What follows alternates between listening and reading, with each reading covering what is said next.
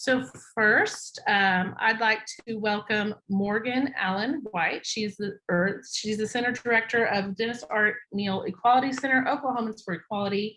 Dani Byrd, OKEQ Board Advisory Committee member. Krissy Dudley, OKEQ Admin Coordinator, and Donna Mathews, OKEQ Grant Coordinator.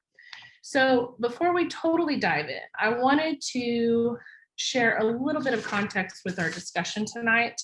So we'll refer to the spectrum of the rainbow, meaning various identities within the LGBTQ plus community. And that plus is there to include the fluidity of gender and sexual identity. There's a lot more letters in our alphabet.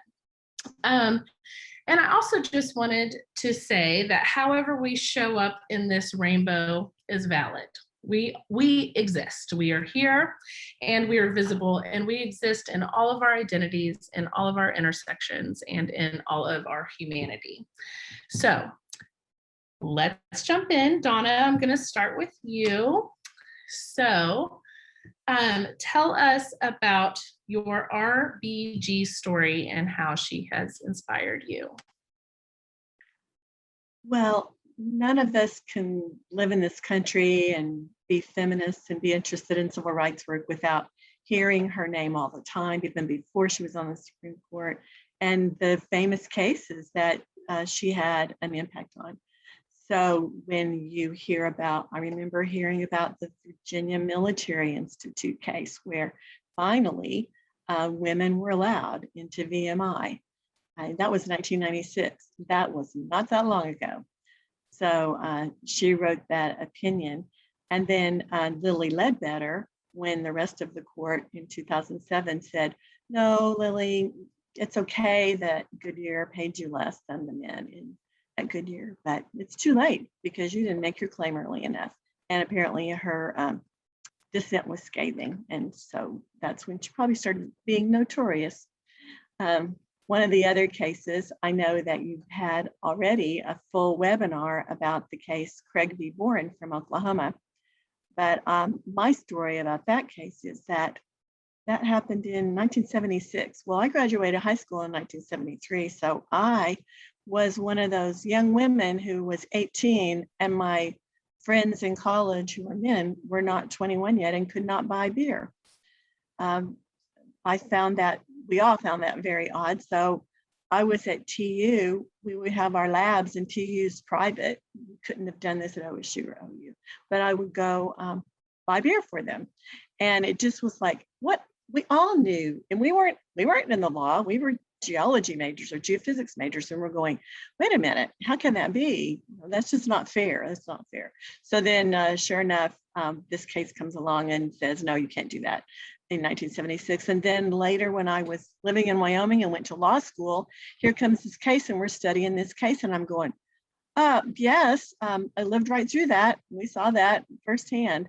And so it was very personal to you when you lived it, when you've lived several decades, I won't say how many, but anyway, so yeah, she's very inspiring. The thing about her that I want to point out though is that she epitomizes the concept of each generation doing their part and then carrying the work onto the next, and the next generation picks it up. And then she kept working though. She didn't pass it off and stop. So then another generation of women and interested in carrying men pick it up, and then the next and the next. So we all build on it. We all benefit from it. So I'm just very thankful for her. Thank you for tying that in, because I mean, you know, our RBG literally spanned generations, right? Yes. So we all have like this moment of when we start to realize the work that she did for women and everyone, frankly. Well, great. Well, Morgan, I'm gonna toss it to you. So you were really interested in her leadership styles. So I wanted to hear a little bit more about that. Yeah, so I have two things that really inspire me about RBG. And the first is that she was an introverted leader, and I am an introvert, and often, it feels like introverts are not meant to be trailblazers or speak up or fight injustice. But the really powerful thing that I learned from RBG is you don't have to be very extroverted and loud to really make an impact. Quiet voices, quiet but steady and strong voices make a huge difference as well. And this picture right here is Ruth Bader Ginsburg on stage at the Washington National Opera at the Kennedy Center with Lawrence Brownlee. She was a humongous patron for the arts and arts advocacy, and she had a huge passion for opera. For those who don't know me, I studied opera in college. That was my major. And so I often dreamed of being able to go see RBG in one of these operas, because she did it 3 or 4 times. This is at the Daughter of the Regiment. But one of the things that she shared with her opera love is that her kind of adversary in the courtroom, Antonin Scalia, shared the same passion for opera, and they bonded over that. And even though they had kind of they duked it out in the courtroom, they found common ground outside of the courtroom and respected each other very, very, very much. And I just think that speaks to the power and the beauty of Ruth Bader Ginsburg, that we do have to reach across the aisle. We do have to talk to one another with respect and with care, and find things that we have mutual common shared interests in, so that we can so that when we do dissent from one another, when we do disagree, there is still a path forward. And I think that's something that was very special about Ruth. I think you're right. Thank you for that, Morgan. And just the kind of odd couple friendship that they had, kind of, could be the poster child of it is possible, right? It is possible to move on. Well, good. Dani, did you have a direct reflection around RBG to share with us? For sure. So, I mean, in my opinion, obviously one of the biggest things that she's done for our space is she was one of the pivotal votes on being able to have same-sex marriage. She was one of the pivotal votes on saying everybody is the same as far as the law is concerned, and that includes women. Because up until she really took the stage, it seems like, and was a fact, that as far as law goes and as far as general perception of peoplehood, there was some concern on, are women the same as men? Are they equal? Are they not? Are they their own separate thing? And she kind of said, hey, no, listen, they're the same, and anybody who wants to get married can do that. And the pay discrimination thing doesn't make sense. And she was just a strong advocate for common sense. I mean, somebody needed to say it, and she was strong enough to say it regardless of all those voices that were telling her to stay in her station and sit down, and hey, just be happy that you're out in law and you're doing these things. She could have very easily just been happy to be a lawyer in general. So I just like how outspoken she was, and I like how she was in a position where she could make change for a lot of people, a lot of women and people who just were trying to live their lives. And I like that she did that, because she certainly didn't have to, and she definitely chose the harder of those roads. And we will be thankful for her for generations to come. For sure. Dani, it makes me think of when that phrase, until there are 9, like no one questioned that there's been 9 dudes, this whole time on the Supreme Court.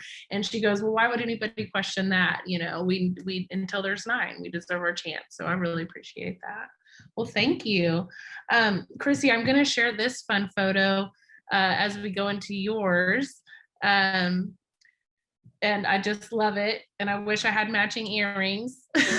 But you actually had a quote that you wanted to share when it comes to RBG and just her leadership. And I'm trying to get it. There it is.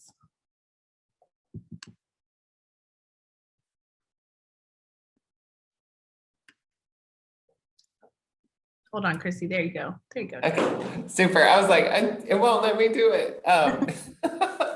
So yes, and I think this goes back to what Dani was just saying. But the quote is, in recent years, people have said, this is the way I am, and others looked around and we discovered it's our next door neighbor. We're very fond of them, or it's our child's best friend, or even our child.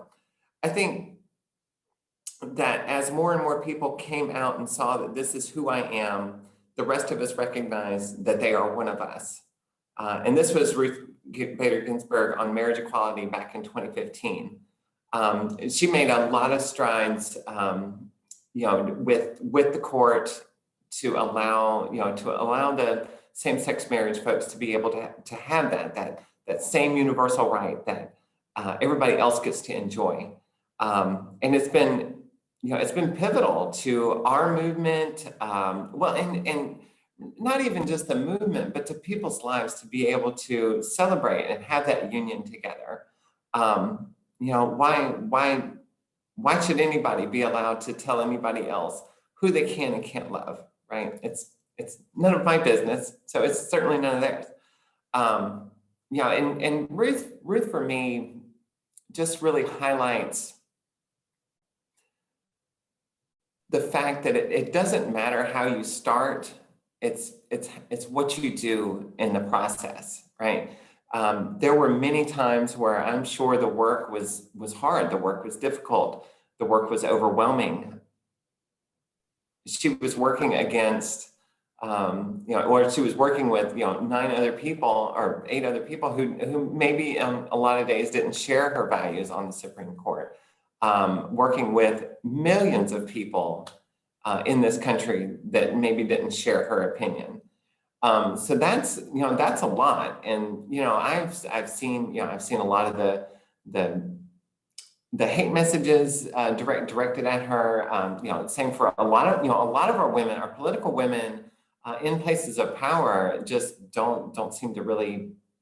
There's a lot of negativity that comes their way, and just to think about how you would have to deal with that on a day-to-day basis would be, for me, overwhelming. But yet she continued to push forward to make ways and to make a more equitable place for all of us. And I think without her stepping up and being who she was, we would be nowhere close to where we are now. We still have a long way to go, and there's still a big mountain to climb. But this is, what she did for us, has really helped us go much further. We'd probably be, instead of the 20 years behind that we are now, we'd probably still be 50 years behind. So, yeah. She has a.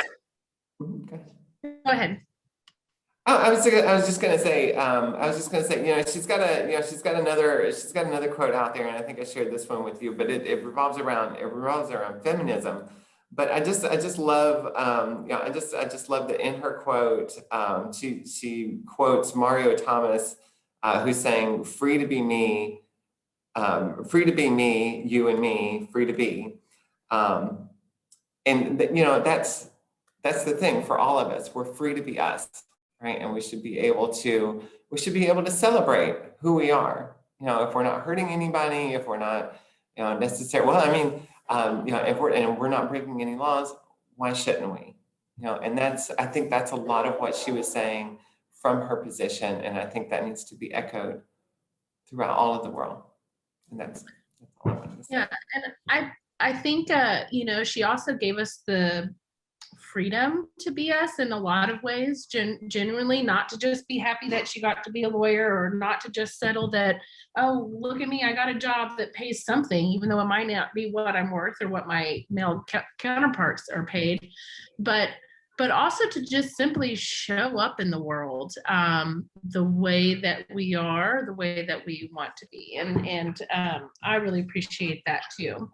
So as we get into this, you know, the pandemic is still happening. I'm super excited that Pride is back on, but we have made some, you know, we've made our way through this pandemic. And so one of the ideas as we were coming up from this is we wanted to look at some of the progress OKEQ and our community has made in this pandemic. So a lot of us, like we were talking before, you know, this Zoom thing is a normal thing. I can remember when it was all like, oh, what am I going to do on Zoom? And now I'm like, what am I going to do without it?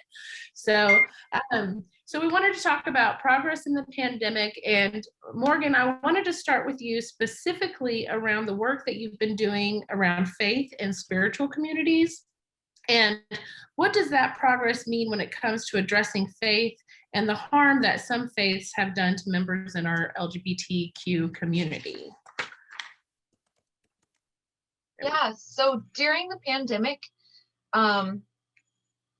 we were kind of rocked quite a bit with everything closing. And with that, we saw increased isolation in the LGBTQ plus community. And one of the ways that people are severely isolated in the LGBTQ plus community is through, specifically in Oklahoma, through faith. For some reason, it has been built up. I want to speak specifically for Oklahoma, but really in the United States, that being LGBTQ plus means you cannot be a person of faith. And, you know, it's wonderful to sit here to talk to All Souls, who is a pioneer of being welcoming and inclusive and meaning it and stepping up. But not every faith community is like that here. I was kicked out of my church when I was 13. And it was very painful. And I thought, you know, there's no future for me in Oklahoma where I can be me. And I feel very lucky and blessed that I was able to come back to Oklahoma and see some futurity here. But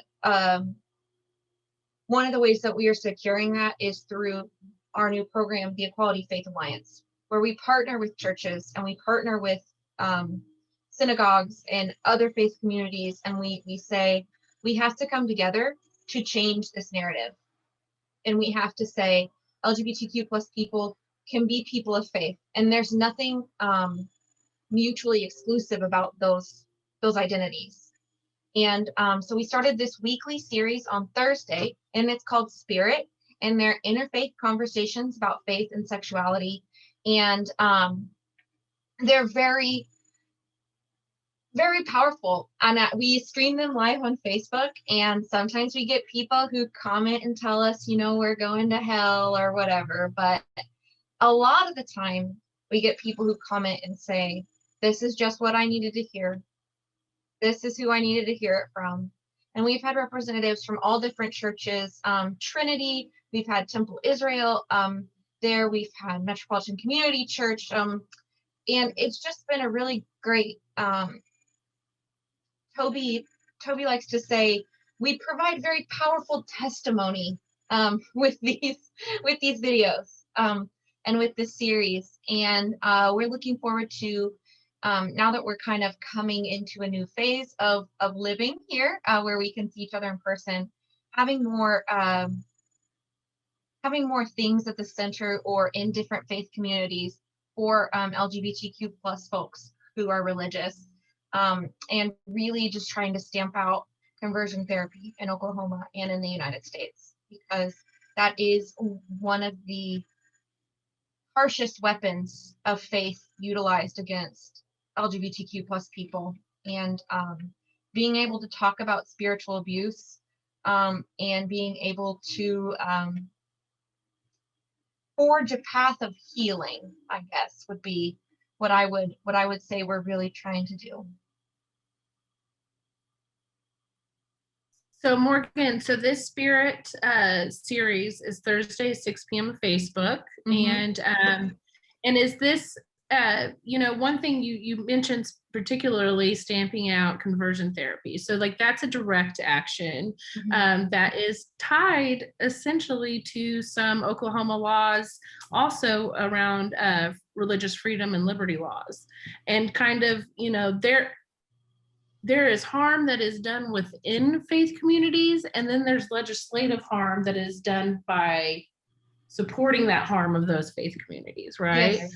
Yeah, I would say it's using spirituality as a weapon, which it's never intended to be a weapon, and should never be used against someone. And we have politicians acting in the name of faith, when they're really acting in response to their own prejudices that they need to reckon with. Right. Right. I just want to open it up. I know I was talking to Morgan about this, but are there any other comments in regards to, from the other panelists in regards to faith in our communities? Because I'll just say LGBTQ people are people of faith. I mean, they are, I mean, not necessarily all of them. I am an unchurched person working at a UU church, go figure. But, you know, like I have had so many friends that, you know, it hurts me to hear that story, Morgan, but oh my gosh, who has that not happened to in my circle, in my sphere of influence of my fellow queer folks? You know what I mean? That was my story too. And so it's very impactful how damaging, I guess, faith communities can be. And I really appreciate you putting healing at the center of that. I really appreciate that. I mean, it's really important, especially in America, especially in Oklahoma. I don't know how many of us grew up had a childhood where we grew up absent of faith. I know my mom's dad was a preacher, his dad was a preacher, his dad was a preacher. So the story goes, and you know, it was a hell and fire, brimstone Baptist type situation. And, you know, I was real interested in God and theology and I really wanted to unpack it. And I had a fire for it. And, you know, they're like, you're going to be a preacher. You're going to do all these other things. And, you know, I started going down that path, and it was a great path. And I found a lot of things out about myself. But as I started to, you know, grow up, I started to find this incompatibility with me and the church as the church saw themselves. And I started to have this religious wedge. And when I asked, you know, my pastor about it as a young adult, you know, his advice was, well, you just need to pray more. You just need to have more faith, and all of these inclinations, they'll go away. I promise. Like that's how it works. It'll just go away. And so, you know, I said, okay, pray it away. If that's what we need to do, then I'll go to Bible college and I'll study and I'll get a degree and we'll go do all these things. And I'll lose all my money for student loans that I'll never pay back but you know, I'll do that. And I got to the end of that, went to the most conservative school you could go to, because that's kind of where I was at that point, and ended up with this feeling of, so what you're telling me as a person who's been in the ministry for 20, 30, 40, 50 years is me and religion are not compatible, and I'm just kind of doomed. And if that's the case, then I've been doomed from the get-go. And you know, what do you do with that? And I'll just say, as a person that encountered All Souls, and had known of All Souls, but not intimately, I was in a place religiously where, you know, I just felt like this just isn't something for me. I'm an unchurched person. I'm not unchurched because I was super duper church, but I was like, you know, I'm going to the bad place, and that's just all there is to say about it. And I got in that environment, and I experienced that love, and I experienced that, hey, you know, there's not this big incompatibility as you think there is. They think there's one, but there's not one here in our church and with our community of love. And I can't tell you, as a person who has been around, how that impacts all of me, to know that there are people who believe in a higher power, and who believe that higher power believes in me too. And I don't know. I just wanted to add that on. I'm sorry if I rambled, but people No. don't really understand that when you are taught from the very beginning that, hey, this God person is the most important person you'll ever encounter, but every day you're hit with, hey, he doesn't love you, he doesn't love you. You're just, it's like, well, how can I love myself? And just this community and OKEQ and All Souls, it's just, it's really helping people who could be really, really lost and alone, because there's nobody trying to reach out to these people to try and say, hey, that doesn't have to be your reality. Right. Oh man, I really appreciate you sharing how we can be made to be felt incompatible. But yet our spirituality is just directly tied to our humanity, or our lack of spirituality, or our faith. I mean, it's all directly tied to our humanity and who we are. And so, I mean, I'm happy All Souls exist. And of course, I'm an ambassador for All Souls, but I mean, frankly, I wouldn't have been had I not had similar experiences of you, Dani, of going, wait, this place exists. This really is for me. I'm not going to get like hit out the door on the way out, you know? So that's pretty amazing. So I appreciate you sharing that. I remember, and I'll shut up. I remember holding my cup of coffee in a real cup. And I was like, do they know that I am LGBTQ? I mean, like, I really felt like I was a super spy. Like, I'm gonna drink this coffee, and they're gonna be like, you have to get out. And it didn't happen. So I don't know. I seriously was like, man, they're gonna kick me out any second. Oh man. That feeling is real though, walking into church. So I'm like, I don't know. As soon as they find out, I'm out of here. So for sure. Well, Dani, I'll segue with you then, because you are an advisory board committee member. So can you tell us a little bit about what that role is with OKEQ and how it's just tied to the decision-making of the organization?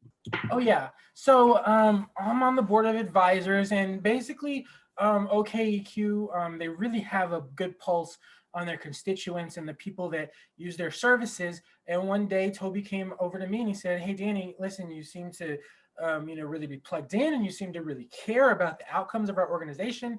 Would you like to help advise us, as far as your sphere of influences and your sphere of expertise? And I said, of course, I would love to.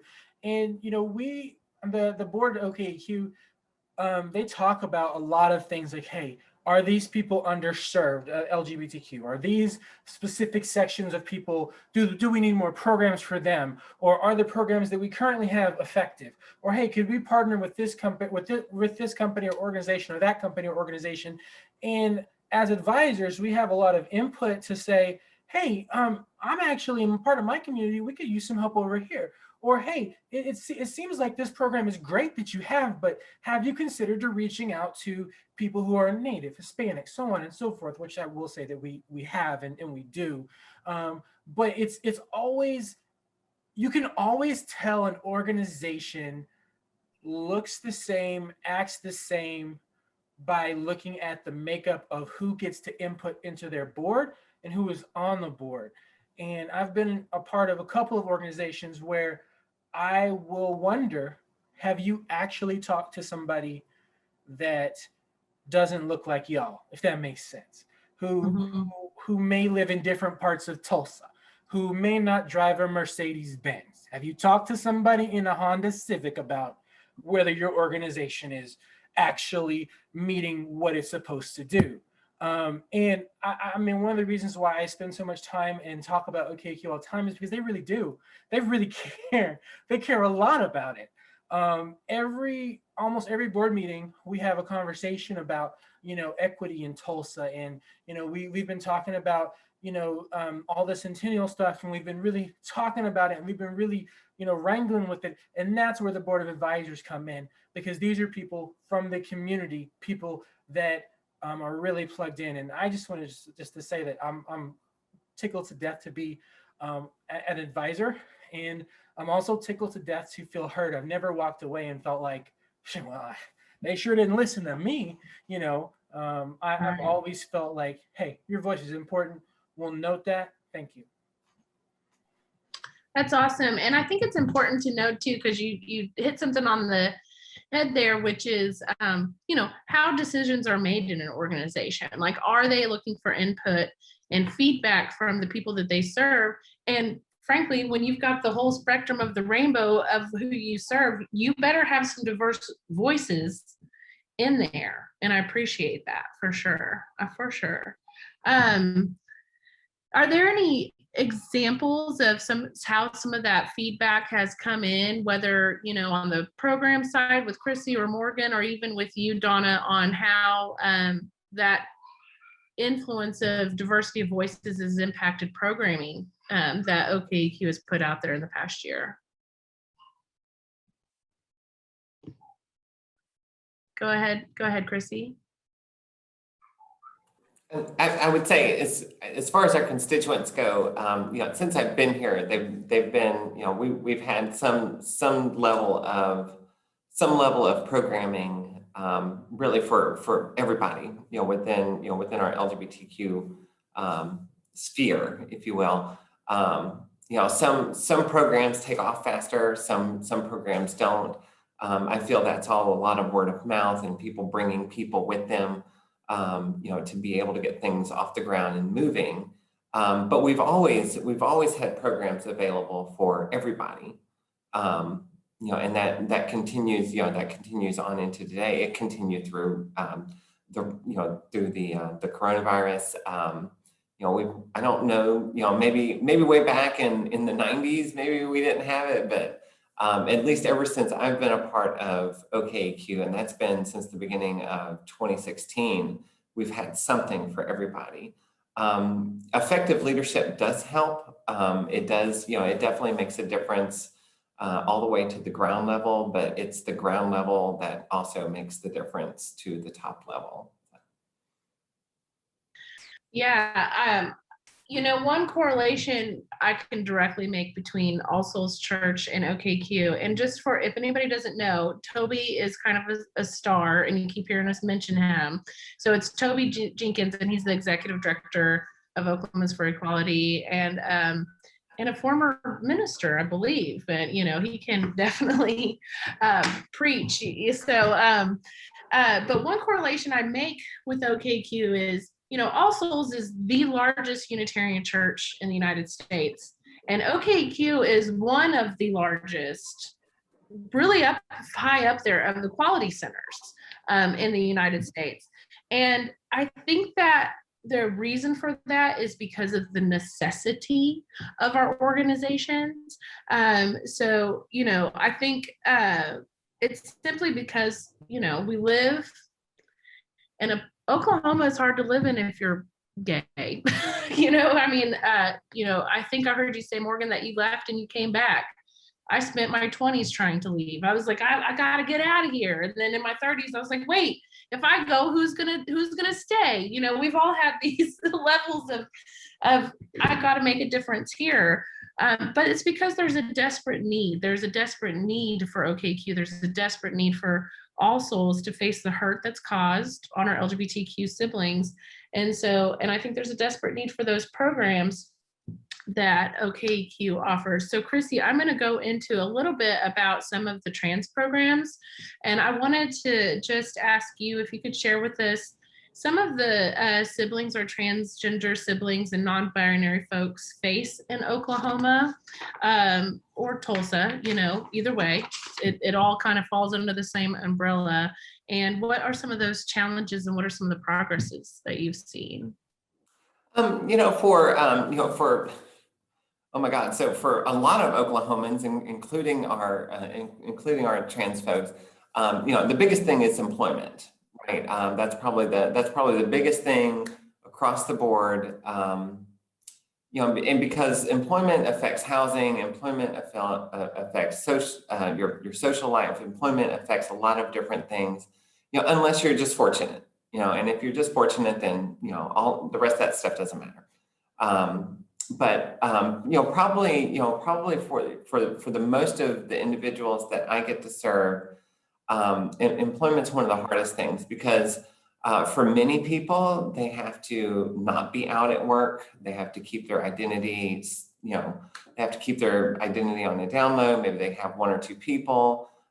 We've had folks who were fired because they came out as trans. Of course, that's not what was put on paper. That's not what was said aloud, but they transitioned and all of a sudden their work performance wasn't adequate. So that's been, that's probably the biggest thing that we deal with. And it's one of the most heartbreaking because, trans people have arms and legs and minds and eyes and mouths and can do everything that, cis het straight people can do, right? So, we don't really I don't personally really understand what the difference is other than, oh, it's a company image, it's a status image. We can't have you serving our customers because of our image. And that's because, we still need more education. We need more visibility. We need more acceptance, right? Period. Very, very similar, to when the women started, when women started working, that was also, a big thing.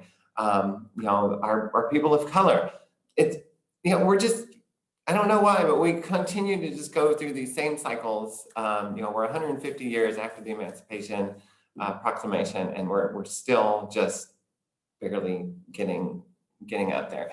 So that's probably definitely employment is the biggest one.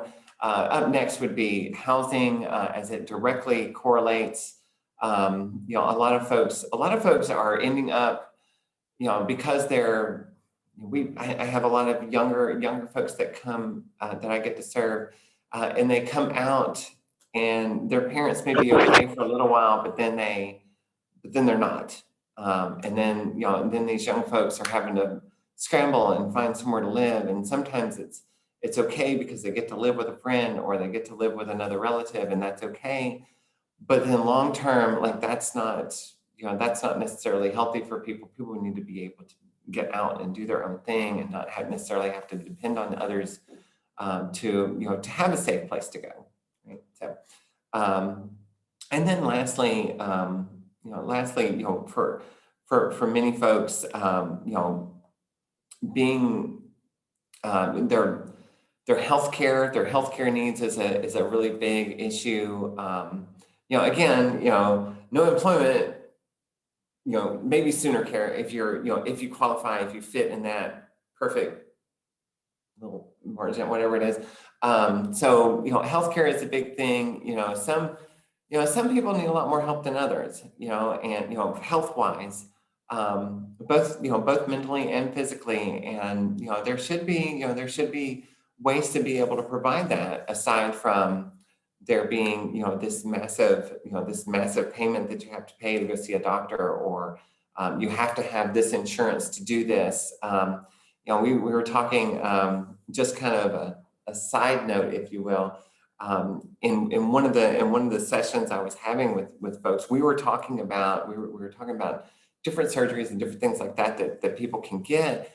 And did you know that for many of the providers that provide the surgery, if you will, you have to have employer-based insurance at a certain level. So it's not even something you can just go buy off the free market. You have to work for an employer that has that specific insurance to be able to get the certain thing that you want to get. And I mean, that's that's gatekeeping. Yeah, it's barriers on top of barriers on top of barriers. Well, I have a slideshow on here about some of the programs that you have, because I definitely want to uplift some of the programs OKEQ has, and then also there's the clinic too. See if I'm going the right direction there. So I just wanted to share some of that information, but I guess just all to say that OKEQ exists. Krissy's there, Alex is there, Morgan's there, everybody's there to help. And like you said, because it's not just these very specific things, but when people need to like I lost my job, or where else do we go? And OKEQ is there to kind of help folks, no matter who they are, navigate that. navigate whatever those hardships are. So I just really appreciate it. Is there anything else you want to say specifically about these programs in particular? Absolutely, absolutely. If you know anybody who might be out there and maybe they're questioning, maybe they're trans, maybe they're and it doesn't matter which way they're transitioning, or if they're just somewhere in the middle, or they they're non-binary, gender non-conforming, etc. We have a place for them, and we certainly welcome them. We want to be able to be a resource for them and to be able to be a help. We do a lot of good here. I love being able to be here and watching people just grow into their beautiful selves. So. I love that. Well, progress doesn't come without work, and there are some needs. So Krissy, when you and I were talking, we were talking about how progress can sometimes feel very slow. So like you said, we're just like kind of clawing our way there. But it also, and something you and I talked about, Morgan, is that progress can look different depending on who you are and what level of privilege you're starting at, or where, kind of what your perception is. And so I just wanted to open up if anybody wanted to speak to how progress can be different and why maybe there might need to be programs specifically for people of color, specifically for even Leadership Tulsa does this, where they have the Hispanic Leadership Institute, so kind of I would like to hear just a little bit more about creating these safe spaces to allow progress to kind of happen. I can say that just for me, it's the first barrier, the very first barrier to me interacting with any organization or any program is, I just remembered, I'm a person of color, because sometimes it slips my mind in a weird way, and then when I get ready to interact with someone, I have to, okay, is this for me or is this for someone else? And one of the things that I like about OKEQ is they're very clear with it. Like, we have programs specifically for your overarching wherever you fit in the LGBTQ rainbow. And then they're like, hey, we've also got specific, groups for, your different flavors of people. And, it's one more way to make their services accessible. Is, it's almost like the email signature thing, but it's a much bigger deal. Is it's like, oh, wow, they have done enough of the work, enough of the legwork, enough of the investigation to know, hey, there needs to be a space for this, because there are overarching LGBTQ problems, and that each person might experience, but once you layer on top of that person's unique flavor, it's okay. I have my own separate problem, because at least as we're going through this time of centennial, with African American people or Black people in general, you've kind of got layers of heaviness that get applied. It's first, I am Black. Second, I am LGBTQ. Third, fourth, fifth, sixth, and having that level of support to really be able to draw that to draw together a community is just invaluable, and it's amazing, and it's something that I wish that more people knew about, because there is a lot of help and support, and you just can't get enough support. I think we all discovered that last year. You just can't get enough support, and having specific breakaway groups is one of those ways to get that support. I also would like to add, recently kind of the conversation has been like, we can't say we don't see color, right? Because to say that is to erase someone's full identity and their full lived experience. And it's kind of like, if we were going to say, oh, all of our program at OKEQ is open to everybody, no matter what, it's kind of like y'all saying, we're not really Unitarian Universalists, we're just Christians. So if you're Southern Baptist or Pentecostal, you all could come here and you're all going to get the same level of joy and experience, and you're all going to hear the same thing, right? We know that there are different flavors, as Dani was kind of saying, of Christianity and of identity. And to say that we don't see these differences is to say that we don't recognize the beauty of diversity and what diversity can bring. And in the same way that, you know, you say you're Christian, but really there's like a few other questions that you need to answer for yourself in finding the right church home. It's the same with being LGBTQ plus. What our trans constituents need is not necessarily the same as what our gay men need, and what our older population needs is not the same as what our kids need.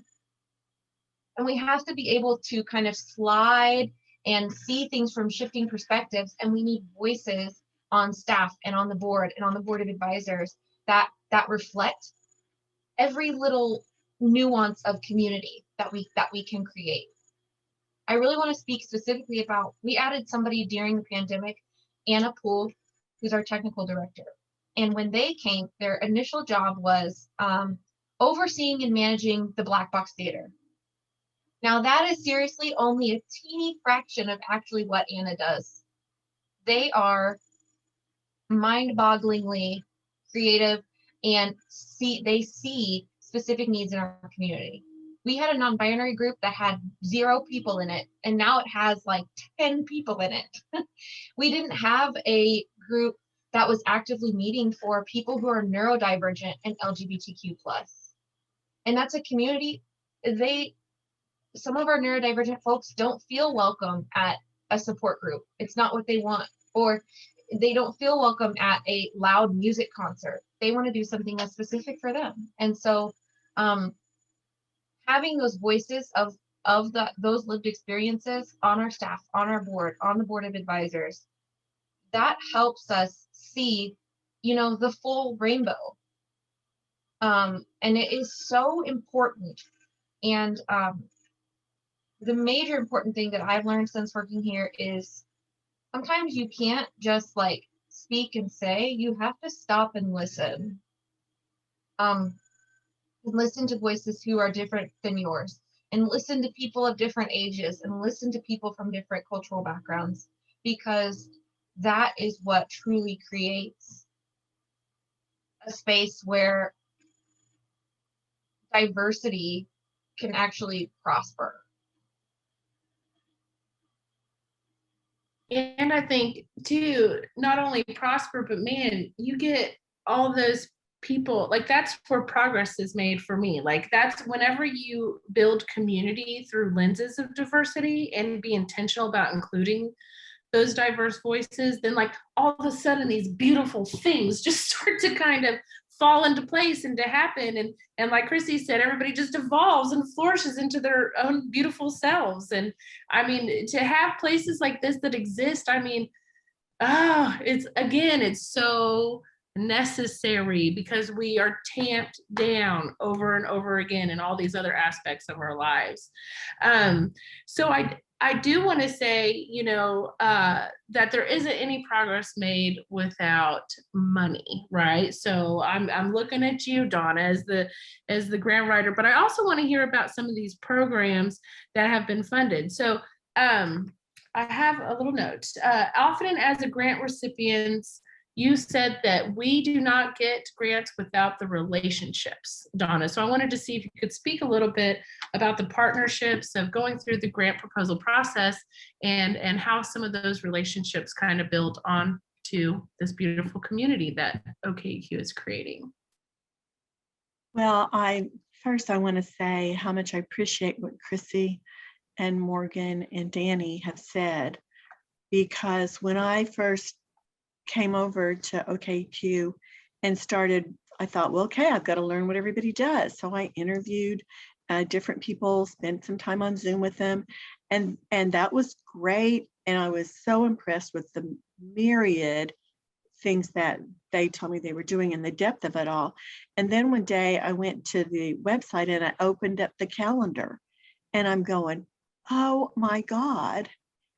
And there's this, there's that, there's like everybody has said, there's groups for anybody of all colors and all interests, which I just love, because I know that's what it takes for people to thrive and for people to feel welcome. And I really appreciate everything that they've said. And really, it has taken all of them, and Toby for decades, and many of them for decades as well, to build this, to see a need, and then to fill it, because they don't want people to not fit in. They don't want people to not have a space there, because if they don't have a space there, they don't have a space anywhere. So they want to make a space, and that's what has touched me so much. I've been so impressed by that. So yes, I'm the grant coordinator, and the things that grants do for us is, of course, they allow us to have broader programming. They open up a little breathing space for us. For example, we have applied for some medical supplies, which we haven't found out whether we're going to get that yet. But I wanted to talk about an application we made for a faith outreach coordinator. So Morgan was talking about the spirituality and faith programs, the Thursday night live programs, but they have built up within Oklahoma a trusted group of spiritual advisors in the number of 60 people. Now, those folks are not just all in Tulsa, they're all over Oklahoma. So if someone calls from Lawton, because they get calls on their helpline from all over, not just Oklahoma. I'm going to talk about more than Oklahoma in a minute, Morgan, so you're shaking your heads. But, but there's 60 within Oklahoma. So if people call, they know who those folks are in that alliance, and they can send them to the person closest to them. Now, I think there's 85 or 90 included when you go into Missouri, Kansas, and Arkansas. Because when I get a zip code report of where all we serve people from, there's people from California, but I think there's repeat people from Texas and all the surrounding states. So we need those faith leaders all around us, but we're going to focus on, in this grant that we applied for, we're going to focus on trusted faith leaders, and then ask them to come to training so that we can know that they are in the right place, and that anybody that OKEQ refers there will get the right reception, because that reception is everything. When someone first wants to talk to someone about something, they need to get the right reception, or that's the last person they're going to talk to about it for maybe 20 years. And then what does that do to you? So that's important. Both of those were important. And the collaborations, well, before I wrote the grant to apply for that faith outreach coordinator, I sat for probably 2 hours with Toby and with another person who is a gay minister and has been for 30 years. So to talk to them about what it was like to be people of faith and religious leaders in their communities. But then even just as a child growing up in a church and knowing, as others have said, what it's like to be in that oppressive environment and feel like that it's not for you, and that they are never going to accept you no matter what you do, no matter how much student debt you get to try to go to theological school. So, but I sat with them and we made that investment, and I know they're both very busy people, but for me to have a feeling for that so that I could write the grant in a way that would really have some meaning and really reach out to the people that have the money, because we need the money to be able to have these trainings in the 4 regions of Oklahoma. Some of the funding we have received is we did get a grant to help with our counseling program, because we had a counselor who was not employed by OKEQ at first, and she was seeing people on a sliding scale. Well, what does that mean? If you're not an employee and you're seeing people on a sliding scale, you're sitting there providing therapy to somebody, paying your student debts probably without an income. And so, out of the goodness of her heart, she was doing that. Well, she's now an employee, which is great, because that will open up a lot of other avenues. She can supervise more interns that way, I think, as well, which will help us have more free services. But we did get a grant to help pay for counseling. And then, in doing that, that our counseling services, we have collaborations with a lot of other people in town, OSU and a couple of other people. And then we did get a grant for Morgan's programming on Saturdays for young girls. So she's going to have some supplies, and she can have some special special events for them to build them up as well. And is that the Tegan and Sarah grant from the Tegan and Sarah Yes, Foundation? yes, yes. And I just want to bring that up because that's an example of where the reputation of OKEQ and the decades of work of building community and building relationships right. really paid off, because they contacted you guys. That's right, they did. Right, Yeah. they wrote us and they said, we're going to give you some money. What would you like to do with it? And so Morgan came up with a couple of great things to do with it. And so I had nothing to do with it. It was just like, yeah, they approached us. It was not my doing, Great. which is fabulous. The thing about planning for a grant application is that you have to collaborate with other people. And even if you don't get the grant, you've already collaborated. You've made relationships. You've found like-minded people other places in the community. And that means when you need somebody with that skill, you know where they are. Or you need somebody with that service, you know where they are. If you need somebody that needs housing, you know who the housing specialists are. You know who cares, more importantly than anything. You know who cares to give you some help. So that is what being involved in grants does for me, and I think for any agency really, is those relationships that you build and the collaborations that you can do so that you can help people together. Definitely. Well, Morgan, if anybody has questions for any of our panelists, please pop them into the chat. But Morgan, can you share with us what this New Girls program is just a little bit? Just even what you know, if that's okay. I don't know that it's taken off yet. Well, we won't be starting these programs until the fall, after Pride, after the gala. We've just got a lot going on. But the group that we've created for our young women folk is called Empowerment, because I love a good pun name. And it is about self-advocacy and advocacy in schools and with local government for young women. So we're going to learn how to write your senator, how to request a meeting with a city councilor, and what to do. We have a lot of really wonderful girls in our youth group who are very passionate about activism within their schools. And so we are going to be basically using that energy to give them a space to together come up with some really great plans and actions to take to our community. Because the kids of Alphabet Soup, you know, they are the future of Oklahoma's LGBTQIA+ community. And we want to show them that there's hope and promise. That way they don't feel like they have to leave Tulsa or they have to move to the East Coast or, you know, the West Coast to feel accepted and appreciated, and that their voice matters here and that they can make a difference. The other group, it's not really a group, I guess, as much as it is an event that we're going to be doing. And it's a ladies tea dance. And I learned what a tea dance was because Toby was like, oh, we used to do these all the time. And they're basically like parties and cocktail parties, but in the afternoon so that everybody can go home and be in bed by 8:30. So it's my kind of event, my kind of thing, but it's for all women identified folks of 18 and up. And we'll just be doing conversations and dance and cocktails and whatever. It'll just be very, very fun and give basically our LGBTQ+ women a space to kind of just hang out with one another and enjoy each other's company. And network and build those relationships too. Absolutely. Yeah. Absolutely. Yeah, women supporting women. And I will say that in her honor, this series of events is supported by and hosted by the Women of All Souls. So it's our women's internal group.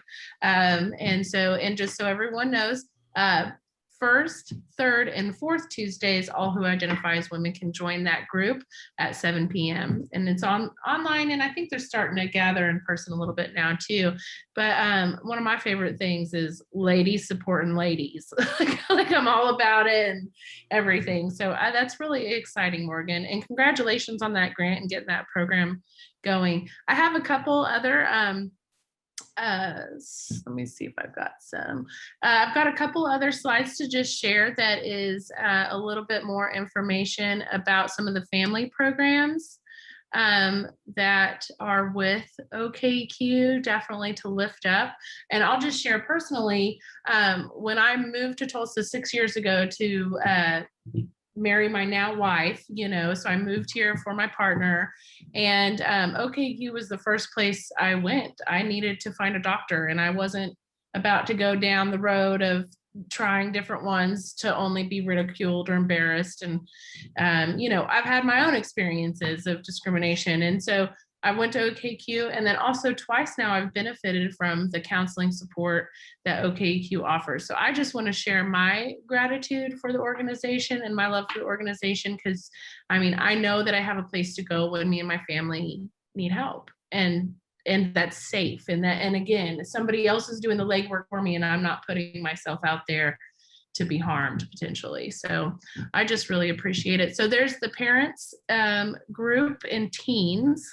And then, yes. And then this one's also the Alphabet Soup for Kids, a choir, which is super exciting. And then is there another age grade? So there's 2 Alphabet Soup grade ages? Those under 13 and then those over 13, but not out of high school yet. So. Okay. Well, great. One of the things I wanted to say, kind of going back to the family programming, because we talked about like slow progress is still progress. And these family support groups exist to not only just acknowledge that when somebody comes out, they have a whole team of people that also kind of go along in the journey. So whether that's your partner, if you're older, or even if you're older, your mom or your dad or your loved one or your grandma or whoever's supporting you, they may need support too, because what we really want to promote at OKEQ is that everybody can be an advocate and everybody can be an ally. And everybody can kind of learn from each other. And it doesn't matter how you show up in the space or what you know before then. It is very important that we come together and support each other in times of change, so that we're not putting all that emotional labor on, our trans young people or our LGBTQ plus young people who are having to field lots of questions from their parents that might be awkward or uncomfortable or come from a place of ignorance, for lack of a better word. We can take it on, and we can be the space for them. So yeah, I appreciate you sharing that, because even though people might love us and want to support us, but they have to, unpack their own, whatever, that it is at word, how they have to handle their peers and their coworkers and things like that along the journey. So that's really good. I'm going to stop share and look at the chat real quick. So I got some questions. Well, okay. There's some Zoom questions.